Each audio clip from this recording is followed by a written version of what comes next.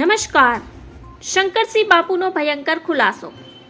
શંકરસિંહ વાઘેલાએ કહ્યું હતું કે કોંગ્રેસ અને ભાજપનું ગુજરાતમાં મેચ ફિક્સિંગ છે. કોંગ્રેસ ગુજરાતમાં હોમવર્ક કરતી નથી. કોંગ્રેસ પાસે કોઈ ન હોય એમ 2 બેઠકો આપી દીધી.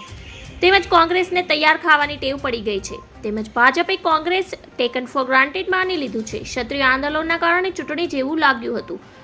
લોકસભા ચૂંટણીમાં 543 બેઠકોમાંથી ભાજપે 240 બેઠકો મળી છે અને એનડીએને 293 બેઠકો મળી છે. ત્યારે કોંગ્રેસને 99 બેઠક મળી છે અને ઇન્ડિયાને 234 બેઠકો મળે છે. ત્યારે હવે ગુજરાતના પૂર્વ મુખ્યમંત્રી શંકરસિંહ વાઘેલાએ કોંગ્રેસ અને ભાજપ બંને પાર્ટી પર આક્ષેપ કર્યા છે.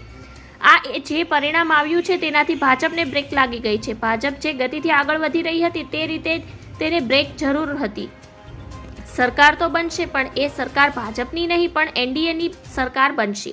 એનડીએ હવે ફક્ત કહેવા માટે નહીં પણ સાચા અર્થમાં ગઠબંધન છે. ઇન્ડિયા ગઠબંધન પરિણામના નજીક પહોંચી ગયું પણ જીતથી દૂર રહી ગયું છે.